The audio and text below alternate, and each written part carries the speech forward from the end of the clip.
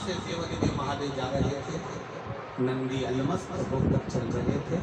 हाथ में बाबा के त्रिशूल त्रिपुंड, मस्तक पर भस्म दमाए हुए, जटाजूट बांधे हुए, मस्तक पर सुंदर चंद्रमा है और गंगा की धार बहते बहते देवादिदेव महादेव चंचुला के सामने आ गए। चंचुला को जिसका पति बिंदु प्रेत योनि में पड़ा हुआ था और बेतब्य था, उस चंचुला ने धारण कर रखी थी, उसका पति जीवित नहीं था।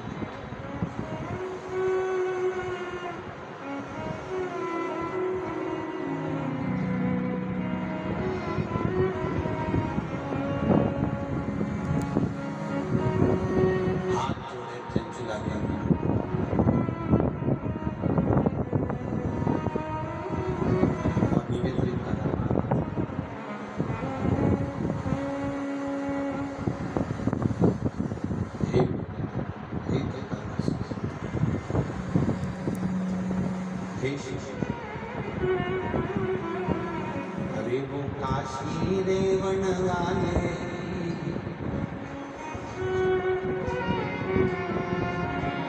वो उज्जैन रहने वाले की जय होना चाहिए। चंचुला देवी की आंख में जल भरा हुआ।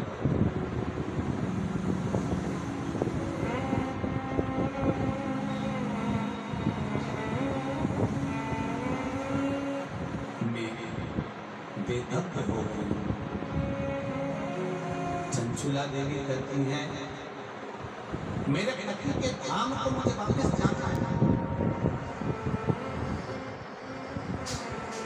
जिस लोक में मेरा पति रहता है मुझे उस लोक में जाना। शंकर भगवान ने एक बात बड़ी सुंदर कही चंचुला देवी को, आपको मालूम है? चंचुला,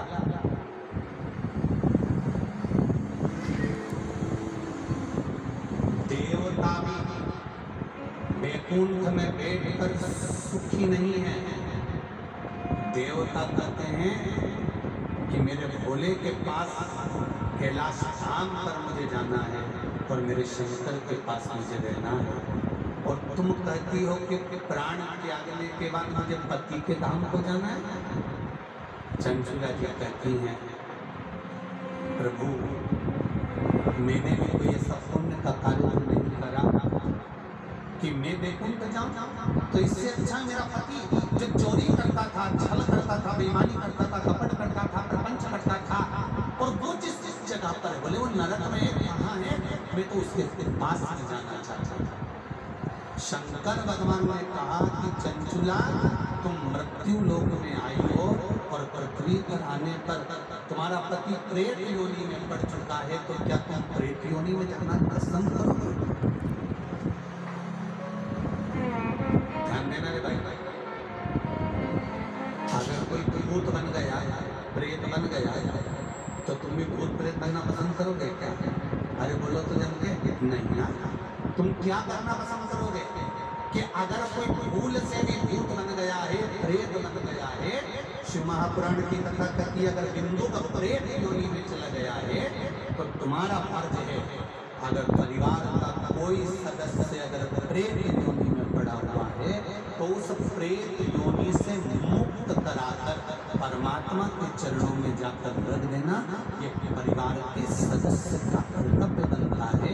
इसलिए चंचुला देवी, तुम्हारा पति प्रेत योनि में है, तुम प्रेत योनि में जाने का विचार मत करो। चंचुला देवी, तुम तो एक काम करो कि वो पति प्रेत योनि से छूट जाए, उसके लिए क्या करा जाए वो विचार करा जाए। जैसे श्रीमद् भागवत कथा में आता है,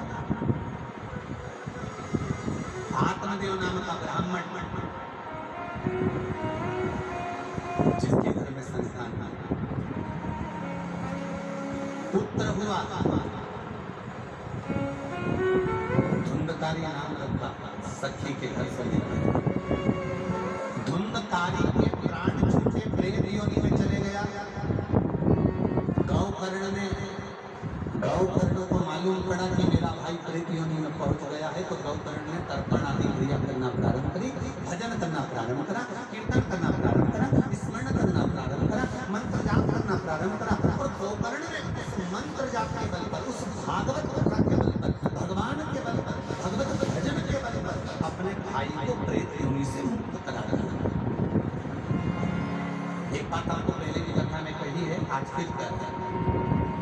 महापुराण की कथा सुनकर जो जहां से निकल कर जाता है, उस जगह पर जितनी जीवात्माएं कहीं एक्सीडेंट में, कहीं गर्भ में, कहीं कैसे न कैसे शांत हो जाती हैं, वो जीवात्माओं पर हमारे शरीर की तरंग जब लगती है, जो कथा सुनकर जाता है, उसकी शरीर की मात्र जो हवा लगती है, छूकर जाने वाली हवा, उसके द्वारा भी कोई प्रेत योनि में पड़ा हुआ होता है तो उसकी अनुमति हो जाती है। ऐसी उसका भी मोक्ष हो जाता है। इसलिए नीलकंठेश्वर महादेव मंदिर उज्जैन में लिखा हुआ है कि शिव महापुराण एक पीढ़ी को या 7 पीढ़ी को नहीं तारती।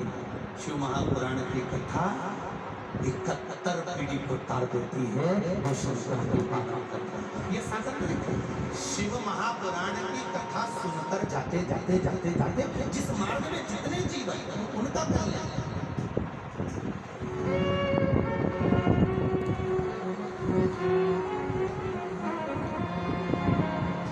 इतना तो करना स्वामी जब मरना निश्चित है, प्राण छूटेंगे ये निश्चित है, कब छूटेंगे ये पक्का पता नहीं, किसकी कितनी उम्र है ये मालूम नहीं। तो एक काम तो कर सकते हैं, भगवान से प्रार्थना तो कर सकते हैं कि बाबा ऐसी कृपा करना, ऐसी दया करना, मेरी ऐसी बुद्धि करना कि तेरा भजन करते हुए, तेरा दर्शन करते हुए, तेरा कीर्तन करते हुए, तेरा मंत्र जाप करते हुए मेरे प्राण छूट जाए। इतना तो करना स्वामी जब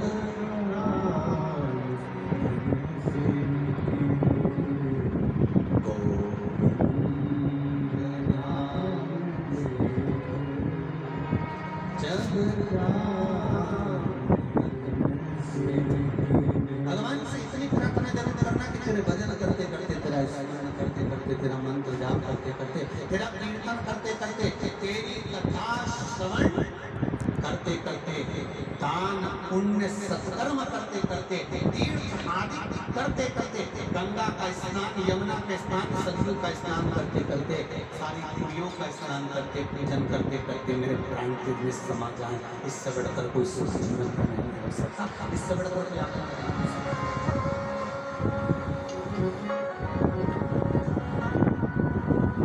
पलंग मत भोलेनाथ, कोई शरीर में ऐसा रोग मत दे देना कि बार बार बार बार बार बार शरीर को फाड़ा जा रहा है, काटा जा रहा है, बार बार। ये निकालो जांच के लिए मुंबई पहुंचाओ, ये निकालो जांच के लिए दिल्ली पहुंचाओ, ये निकालो जांच के लिए पुणे पहुंचाओ, जांच के लिए चेन्नई पहुंचाओ। ऐसा शरीर मत कर देना। इस शरीर को काट काट काट काट और पलंग पर पड़ा हुआ है, सड़ रहा है और जान रहा। बाबा इतनी कृपा कर देना, पलंग पर मत करना, चलते फिरते तेरा भजन करते करते तेरे धाम को चली जाऊं। इससे बढ़कर कोई सुख नहीं होगा। तेरे धाम को चलकर इससे बढ़कर